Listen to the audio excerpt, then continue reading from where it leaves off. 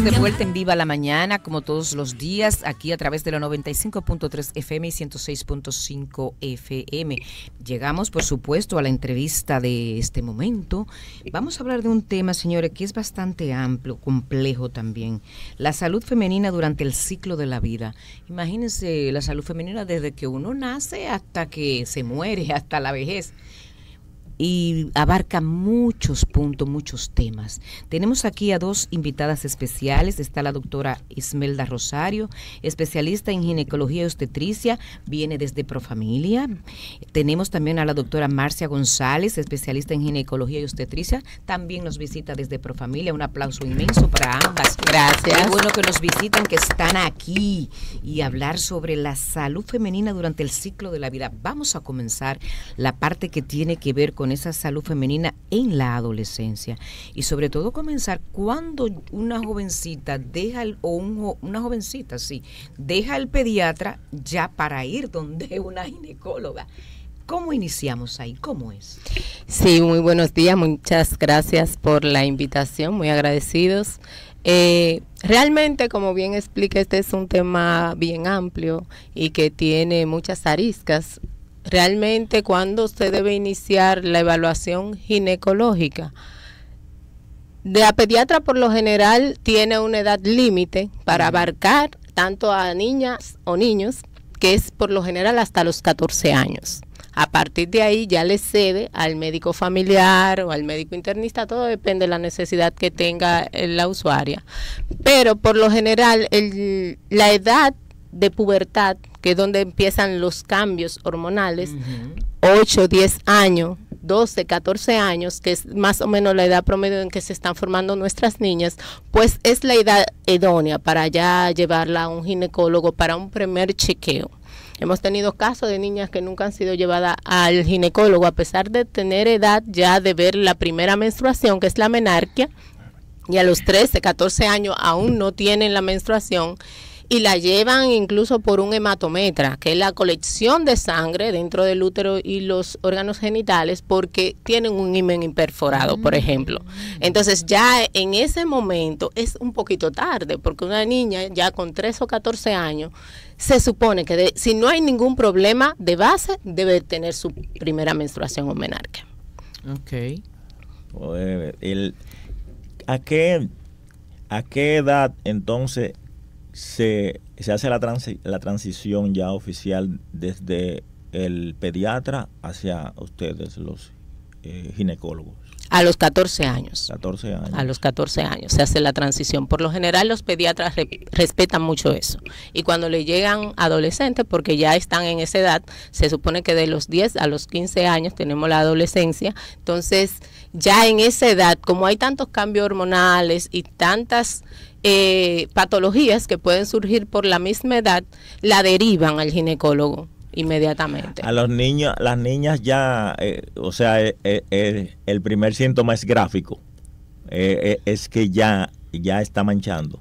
¿O tiene síntomas, otros tipos de síntomas? No, que me indica que ya se está por formar. Sí, antes de lo que es la llegada de la menstruación per se, hay cambios fisiológicos en la anatomía de la niña, ya empiezan a crecerles las mamas, tiene la pubarquia, que es lo que llamamos el crecimiento de las mamas, la salida ya de los vellos a nivel axilar y a nivel genital se empiezan a visualizar.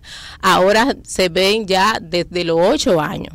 Antes las mujeres eran a los 10, 12 años que empezaban a tener lo que era la pubarquia, el crecimiento de las mamas y la salida del vello, pero ya ahora las niñas desde los 8 años están teniendo esos cambios fisiológicos. Para que esos cambios sean ahora más breves, más acelerados. Todo está muy asociado al estilo de vida y a la alimentación que tenemos ahora. Está muy asociado la alimentación, que no es las mismas características que tenía antes que era más natural, todo era como un proceso más fisiológico, ahora es un poquito más acelerado, usamos algunas sustancias que intervienen, y también la alimentación con poca nutrición, que esto también influye en lo que es un ciclo menstrual, exactamente, eso influye mucho en lo que es un ciclo menstrual regular. Antes las cosas eran más orgánicas, dentro también de esos cambios que se experimentan en esa etapa de la adolescencia, hay algo fundamental también que ustedes los ginecólogos pueden tratar y ver cuando hay algún problema emocional que puede estar afectando esa joven. ¿Cómo ustedes lo manejan? ¿Ustedes trabajan con un equipo multidisciplinario? Porque yo sé que en Profamilia también toman en cuenta todo esto, que es muy importante, porque también cuando las niñas se ven con estos cambios físicos, que la voz le cambia, que me salen las espinillas, que vienen los conflictos familiares, porque tampoco ni es niña ni es mujer, todas estas cosas me gustaría que nos hablaran desde tu experiencia, que tiene, hablábamos tras micrófono, tiene unos 8 años por 10 años ya en Profamilia. Sí, es un poco complicado, porque es una etapa así, es una transición. Entonces, no es una niña, pero no es un joven, es una puber, es un adolescente, pero queremos que adquiera características y actitudes ya de un adulto cuando nos conviene, pero en otros queremos que sea todavía y conserve la niñez. Sí. Entonces es muy difícil, sobre todo también para los padres, sobrellevar esta situación, porque como dijimos, hay un cambio hormonal en la niña donde no lo controla y tiene mucho que ver. Incluso estudios hablan de que hay una disminución de la serotonina, que es un neurotransmisor que tiene que ver con la regulación del sueño, del apetito. O sea, cuando nuestras adolescentes nos dicen que no tienen hambre, realmente puede ser que no tengan hambre, porque tienen una alteración hormonal, una liberación de sustancias que le bloquean ciertas actividades.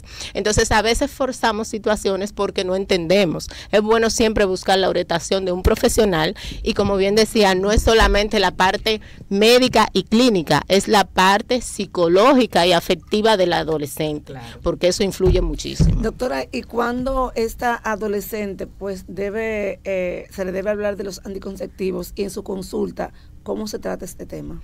Los anticonceptivos a veces es un tema tan controversial en nuestra sociedad, porque hay muchos mitos y creencias. Incluso tenemos pacientes, que la doctora no me deja mentir porque es endocrinóloga y tiene una especialidad en ese sentido, que ameritan un tratamiento con anticonceptivos, pero cuando usted se lo plantea a la madre, ya entiende que usted la está mandando a tener relaciones. Sí. Entonces, en la sociedad hay que trabajar mucho la educación, sobre todo a nivel de los adultos, porque los adultos somos lo que estamos llamados a guiar a los niños y adolescentes. Y si estamos perdidos nosotros como adultos, ¿qué le vamos a dejar a ellos? Entonces va mucho en eso, en la educación.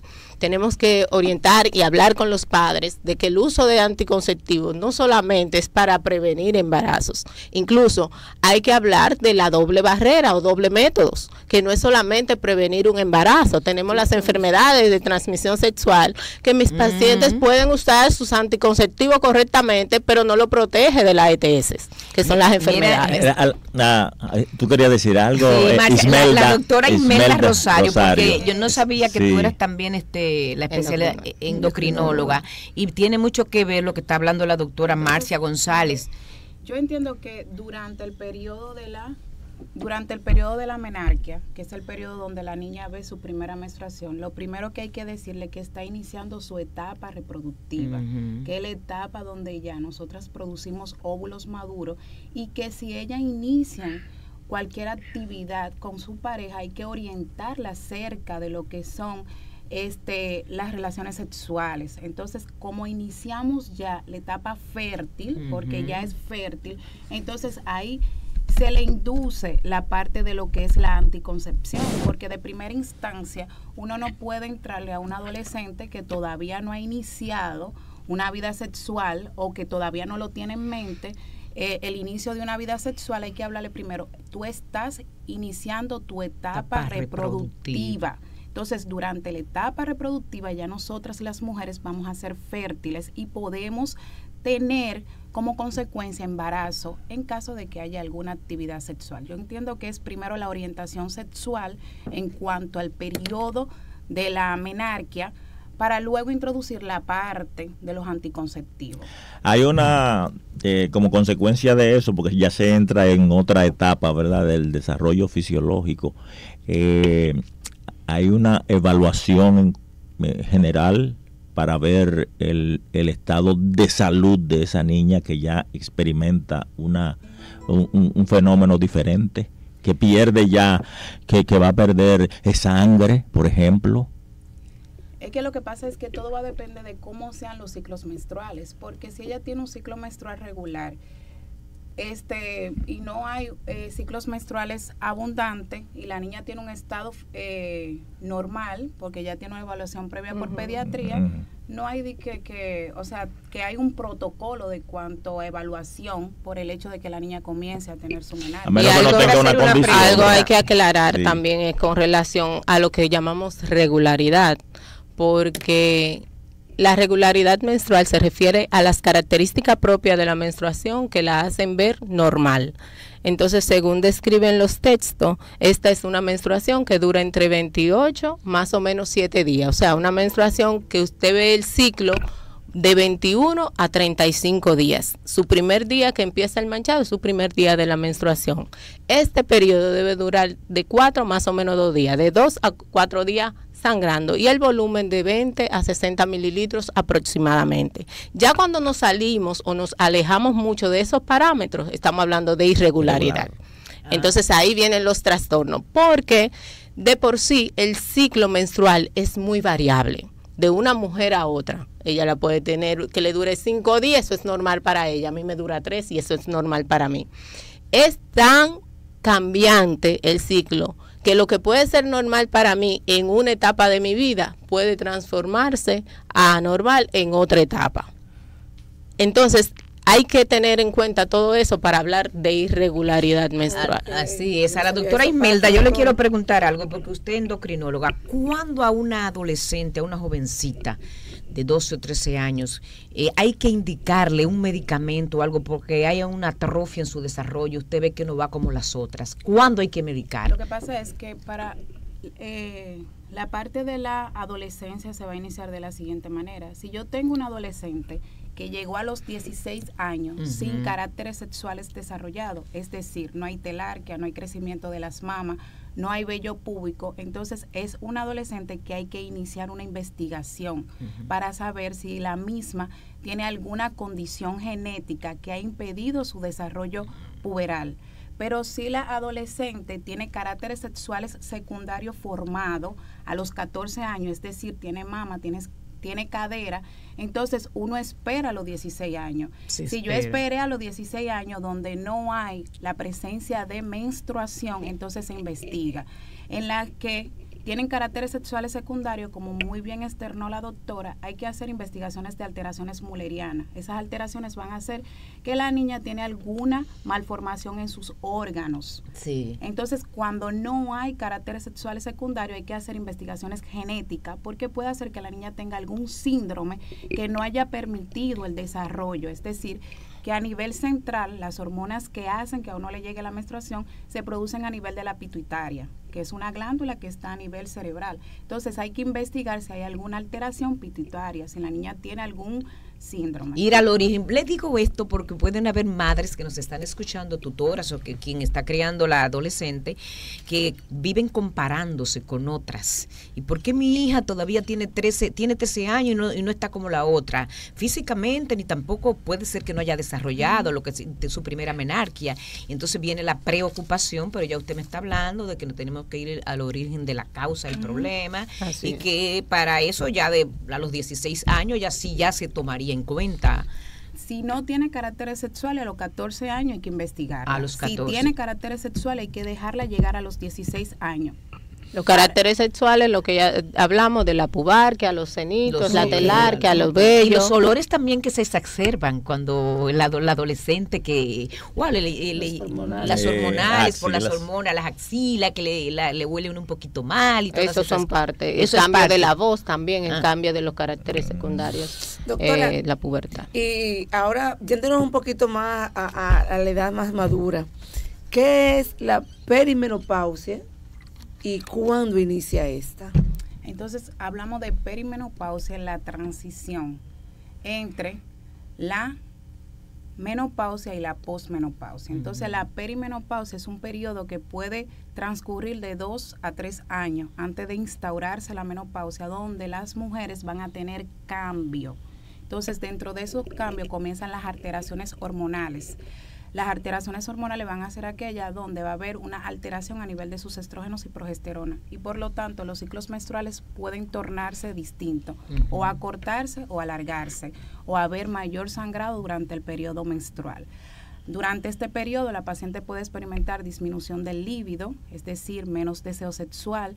La paciente puede experimentar fluctuaciones en cuanto a su estado de ánimo. La paciente puede presentar también lo que es resequedad vaginal. La paciente también va a tener alteraciones hasta en sus pensamientos. Uno siente que se le olvidan las cosas, como que tarda más en recordar algo. Mental. Exactamente. ¿Cuándo se adelanta de tal manera que se considere precoz, verdad? Entonces, en aquellas pacientes ya precoz va a ser algo anormal, no va a ser algo fisiológico, porque cuando hablamos de menopausia hablamos de un estado fisiológico, pero cuando es precoz hablamos de falla ovárica y se va a presentar por debajo de los 40 años. Entonces, aquí en este tipo de paciente no es igual que la menopausia. En este tipo de paciente hay que iniciar una investigación para determinar qué factor llevó a esa paciente a que sus ovarios fallaran. Sí, la fertilidad ya ahí se interrumpe. Claro. Sí, se interrumpe automáticamente. Pero doctora, ¿y cuando Maciel, puede pasar que una persona entre en menopausia hasta los 30 años porque le hagan una histerectomía? Sí, claro. Entonces, ahí, ¿cómo es el tratamiento ahí? ¿Qué tan agresivo puede ser? Porque una persona con 30 años y ya menopáusico, eso no es fácil, ¿eh? Por lo general, cuando hay necesidad de hacer una cirugía, a menos de que tenga una indicación ya mayor, se trata de conservar los ovarios. Cuando se conservan los ovarios, persiste la función hormonal y la paciente no se ve en un estado menopáusico, porque eso es la menopausia, el cese de la función ovárica. El cese de la actividad folicular. Exactamente. Entonces, que es a nivel ovárico. Entonces, si dejamos la paciente sin ovario, obviamente le entramos en un proceso de menopausia precoz, pero si la paciente conserva sus ovarios, tiene todavía una función hormonal y no necesariamente cae en un estado menopáusico. Cuando una mujer, por ejemplo, va teniendo su ciclo de vida, por decirlo así, sin alterar, correcto, ¿en qué edad es que debe comenzar esta perimenopausia? A partir de los 40 años. Lo que pasa es que nosotras las mujeres venimos con una cantidad de óvulos durante toda nuestra vida reproductiva. Nosotros somos, o sea, desde que nuestra madre nos tiene a los 4 meses, nosotros tenemos una cantidad de folículos que van agotándose durante toda la vida reproductiva. Esa cantidad de folículos son millones. Cuando yo llego a los 40 años, eso baja a un 2%. Entonces, ahí comienzan las fluctuaciones hormonales. Hay que reforzar ahí. Todo va a depender de la sintomatología de la paciente. Así es. El reforzamiento va a depender de qué síntomas tiene la paciente. ¿Cuánto baja? Pero ahora se ve en esta época que las mujeres paren más viejas. O sea, vamos a decir, porque una vieja no pare, eso es así. Pero se toman más, a mayor edad, se toman más tiempo para parir. Entonces, eso no tiene, ¿cómo eso afectaría también lo que yo te puedo decir, la salud femenina, cuando una mujer pare tan larga edad? Todo va a depender del estado metabólico del paciente, porque si yo tengo una paciente de 40 años, que la paciente, o sea, tiene un peso adecuado, un índice de masa corporal adecuado, la paciente no tiene ningún deterioro de sus niveles glucémicos, la paciente no va a tener ninguna complicación por el hecho de embarazarse a partir de los 40 años. Pero si la paciente... Sí. Perdón, están hablando aquí de que suban un poquito el aire, parece que el calor de la menopausia, nos está afectando. Nos está afectando. Si la paciente tiene 40 años y la paciente tiene hipertensión, tiene diabetes, o sea, la paciente va a tener un embarazo de alto riesgo, pero el estado metabólico del paciente es que va a determinar si el paciente puede tener un embarazo de alto riesgo. Sin embargo, la edad no deja de ser un factor de riesgo durante el embarazo. Se supone que ya un embarazo después de los 35 años y por debajo de los 15 años son edades extremas. Hábleme de la preeclampsia ahí, porque mire, he conocido muchas personas que han tenido problemas con la preeclampsia. ¿Por qué se presenta la preeclampsia? Sobre todo en embarazadas muy jóvenes y también añosas, como le dicen. Por eso mismo, representa un factor de riesgo para desarrollar el trastorno hipertensivo del embarazo. En las muy jóvenes, todavía la paciente no tiene un desarrollo físico para un embarazo, ni a nivel de sus vasos sanguíneos.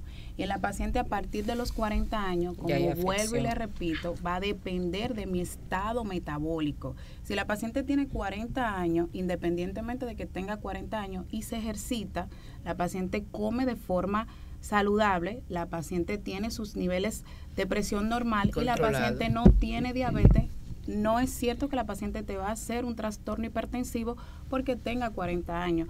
La preeclampsia es un trastorno que va a depender de la ganancia de peso de la paciente durante el embarazo y el estado, índice de masa corporal del paciente antes del embarazo. No es lo mismo que una paciente se embarace con un índice de masa corporal en 20, que es lo normal, a yo tener una paciente que se embarace con índice de masa corporal en 32, que está en obesidad grado 1, o una paciente que se embarace con un índice de masa corporal en 40, 45, que está en una obesidad mórbida. ¿En qué caso, si es que existe, verdad, una cirugía estética de la parte ya vaginal y de la locomoción interna de la mujer puede ser un obstáculo para su funcionamiento normal de procrear y todo eso? La vaginoplastia, es que la vaginoplastia no representa ningún obstáculo para que una paciente pueda... No, por eso pregunto si lo hubiere, ¿verdad? Sí. Un parto vaginal después de realizar cualquier tipo de cirugía. Si se hace una reconstrucción estética a nivel vaginal, lo recomendable es que la paciente no sea sometida a un parto después del procedimiento, porque obviamente se va a ver afectada la estética nuevamente, pero realmente no es que interfiere con la fertilidad propiamente dicha. Doctora, entonces, por ejemplo, hemos hablado de perimenopausia, han aclarado que podemos darnos cuenta cuando estamos en esta etapa por los sofocos, por los cambios hormonales, los calores, la resequedad, los cambios de humor. Pero no se debe vivir así. No hay necesidades. Si hay algún tratamiento para aliviar esos síntomas y también, lo más importante, ¿cómo saber cuándo ya estoy en la menopausia? La menopausia, el diagnóstico es retrógrado, hacia atrás. Es aquella paciente que dura un año sin presentar la menstruación. Ahí es el diagnóstico, es el periodo de la menopausia. Un año sin presencia de sangrado menstrual. Tenemos que tener pendiente esa fecha, la última vez. La última. Y después de la que ya está instalada la menopausia, vamos a hablar de estilos de vida, si hay tratamientos hormonales, qué tan buenos pueden ser, qué pueden hacer de contra nuestra salud, todo esto. Entonces, después de este periodo, la paciente se encuentra en la posmenopausia. Dependiendo de la sintomatología de la paciente, lo preferible es instaurar tratamiento antes de la posmenopausia, durante el periodo de la perimenopausia. Porque hoy en día muchos satanizan el hecho de que uno ponga terapia de reemplazo hormonal en la paciente y le dicen a la paciente, es un periodo de tu vida que tú tienes que vivir con ella. Pero la vida media de una mujer dominicana es hasta los 77 años. Entonces, que te digan a ti que tú tienes que durar desde los 45 años hasta los 77 años sintiéndote cansada, sintiéndote ansiosa, con disminución del deseo sexual, con resequedad vaginal. Entonces, las terapias se van a instaurar dependiendo de los síntomas que presente la paciente y qué tan intensos van a ser los mismos. ¿No tiene efectos secundarios esos reemplazos hormonales? Todo va a depender del riesgo cardiovascular que tenga la paciente. Entonces, sí, continúe. Va a estar y no contraindicado. Se va a elegir un tipo de preparado distinto dependiendo del riesgo que tenga la paciente, porque las terapias vienen por vía oral, vía transdérmica, que son las hormonas bioidénticas que tanto se hablan hoy en día, que van a ser los geles, que van a ser los parches, que van a ser las progesterona micronizada. Entonces, dependiendo del riesgo del paciente, entonces uno determina qué tipo de terapia le va a poner a la paciente. Pero todas calificamos. Lo que pasa es que algunas pueden tener contraindicación para la utilización y el tipo de preparado tiene que ser distinto. Bueno, hablando de eso, de las contraindicaciones, he escuchado mujeres, tengo nódulos en las mamas y a veces dicen, tengo miedo de usar una terapia de reemplazo hormonal porque esto puede agudizar los nódulos. ¿Es cierto esto? Depende de la vía de administración. Si la administra vía oral, sí, pero si se ponen geles transvaginal, una paciente que tenga resequedad vaginal, que es síntoma urinogenital de la menopausia, la utilización de geles transvaginales no tiene ningún efecto a nivel mamario. ¿Pueden persistir estos sofocos, esos síntomas, a pesar de los tratamientos, cuando no funciona? Por lo regular, las pacientes que continúan, ya ahí acudimos un poquito también con terapias con psiquiatría. Con psiquiatría, porque también déjame decirte, esto hay una parte muy importante que toda mujer, yo estoy en menopausia hace tiempo, pero vivimos. Hay una parte mental muy importante, porque tú sientes ya que tú no eres la mujer atractiva de los años atrás, que ya te miran de otra forma, mira la doña, mira esto, mira aquello. Tú sientes también que tu pelo se va poniendo más fino, que ya tu piel no es la más tersa, muchas cosas cambian. Tú ganas otras cosas, sabiduría, esto, que aquello, lo otro, pero no todo el mundo sabe lidiar manejar con esto. Entonces, eso. es importante que ustedes nos hablen de esa parte mental, cómo ustedes la manejan, qué guía ustedes sugieren. No, y que esas terapias son a largo plazo. O sea, hay veces que nos desesperamos y ya tenemos un mes usando la terapia y ya queremos ver resultados. Entonces, son terapias, como bien decía la doctora, debe usarse en la perimenopausia. O sea, no esperar que se complete la posmenopausia para iniciar. Porque el organismo tiene que reaprender. Exactamente, una adaptación de nuevo a un proceso y mejorar la sintomatología. Ustedes trabajan con un equipo multidisciplinario en Profamilia. Sí, claro. O sea, tienen psicólogos, psiquiatras para manejar estos temas, porque a veces una mujer no te mejora algo con una terapia hormonal, pero que está aquí en la mente también. Porque también hay algo que es parte del acompañamiento. La familia tiene mucho que ver, porque también a veces desviamos las situaciones familiares que tenemos y somatizamos. Tenemos problemas familiares y situaciones familiares que somatizamos y creemos que es una enfermedad que tenemos. Entonces también el acompañamiento familiar es muy importante, saber que esta madre nuestra está pasando por un proceso, nuestra esposa, nuestra abuela. Entonces tenemos que acompañar a las mujeres en esta etapa. Bueno, los estilos de vida que nos recomiendan, doctora. Sumamente. Entonces, el estilo de vida, vamos a tener 3 grandes sistemas que debemos de cuidar, que es el sistema cardiovascular. Por eso hay que incorporar la realización de aeróbicos para mantener la salud cardíaca.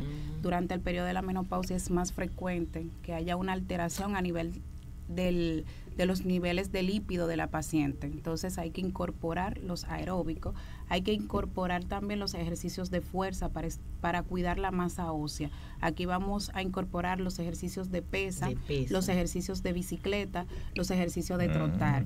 Entonces hay que incorporar también la realización de ejercicios de flexión, que vamos a incorporar el yoga porque hay que mantener la flexibilidad a nivel de las articulaciones. El déficit de estrógeno, que es lo que sucede durante la menopausia, hace que los tendones se endurezcan. Entonces esto ayuda a mantener los tendones más flexibles. Entonces las mujeres que le llega eso, la sorprende y su actividad es el deporte, por ejemplo, que juegan voleibol, juegan baloncesto, que ya están entrada en esa edad, porque sabe que el retiro viene ya a una edad cuando lo físico se manifiesta. Entonces eso es bueno. Tienen mejor respuesta. Tienen mejor respuesta. Los síntomas de sofoco, los síntomas de resequedad vaginal se sienten menos en aquellas pacientes. Incluso también los síntomas de fluctuación a nivel de la esfera psíquica se sienten menos en aquellas pacientes que realizan algún tipo de deporte antes de llegar al periodo de perimenopausia y menopausia. Y si es natación, mejor. Bueno, que más completa. También oriente a las mujeres que nos escuchan, a todas, la socialización, cuán importante es en esta etapa de la vida. Porque a veces las mujeres, no, se yo aíslan, quiero salir. se aíslan, claro agarra que el sí. fuego por ahí, el calor con la gente. No, la socialización con las con amigas. las amigas, compartir. sacar el tiempo para compartir con sus amigas de manera sana, no necesariamente hasta una cervecita, porque ahora que es un té o un café, no, si quieren tomarse una cervecita, un vinito, se pueden juntar y aprovechan para hablar y liberar. Para relacionar ese estado, claro. Entonces, de lo que decía la doctora Ismelda, ya sea la perimenopausia y la menopausia son factores de riesgo para enfermedades cardiovasculares, osteoporosis y todo esto. Y por lo tanto, entendemos que cuando nos veamos esos cambios, debemos asistir al ginecólogo. No hay que esperar esos cambios. Se supone que ya estamos asistiendo periódicamente al ginecólogo. Cuando voy al ginecólogo porque me sienta de esta forma, entonces es importante esta visita para que entonces nos pongan ese tratamiento y no sufrir tanto. Claro. Bueno, miren, al final de esta entrevista, conversatorio, como ustedes le quieran llamar, me gustaría que nos den unas últimas orientaciones, tanto a la doctora Ismelda Rosario como a Marcia González, ambas que son ginecóloga obstetra, y sus contactos en Profamilia y demás centros. Claro que sí, Marcia González, ginecóloga obstetra. Tenemos también una maestría en terapia sexual y de pareja. Sí. Estamos trabajando en Profamilia San Cristóbal y en la clínica Amedosa, Centro Médico San Cristóbal, y la clínica González Binet. Estamos en horario de la mañana. Mis contactos son el 829-865-2208. Estamos en San Cristóbal a la orden, siempre dispuestos a ayudar y orientar. Sabemos que las mujeres tenemos mucho que perder, pero también más que ganar. Muy bien, doctora, qué bueno. Ismelda. Entonces, doctora. Despidiéndome, Ismelda Rosario Beltré. Doy servicio en la Clínica Evangelina Rodríguez, en el Centro Oriental de Ginecología y Obstetricia, en la avenida Sabana Larga. Mi contacto es el 809-665-4123. Entonces, quiero exhortarles a mis chicas que la etapa de la menopausia no hay que vivirla de una manera sufrida, que la menopausia se trata, que hay una terapia dirigida para cada una de nosotras, independientemente de cuál sea la sintomatología, que no es cierto que tengo que quedarme en esta etapa de mi vida, que muchas veces nos hacen como un stop en nuestro círculo social, porque nosotras llegamos a la etapa de menopausia donde tú eres más segura de ti, donde tú tienes estabilidad económica, entonces comienza como este shock emocional y hormonal, donde la gente te dice, tú tienes que adaptarte a esto porque es lo que nos va a pasar a todos. Es lo que nos toca. Y eso es lo que nos toca. No es así. Hoy en día hay diferentes preparados para todos tipos de pacientes, independiente de la sintomatología que tenga. Entonces, esta etapa de la vida la podemos vivir de una forma más tranquila. ¿Contactos? 809-665-4123. Bueno, vamos a darle un aplauso a Ismelda Rosario y a Marcia González. Nos visitan desde Profamilia, específicamente. Ambas son ginecóloga obstetra con especialidades también que tienen añadidas. Muchísimas gracias por haber estado aquí en Viva la Mañana hablando de estos temas tan interesantes que atañen a todas las mujeres. Gracias por la invitación. Usted no le cambie, esto es Viva la Mañana. ¿Quieres una mañana viva e interesante? Entonces, enciende tu radio y conéctate. ¡Que viva la mañana!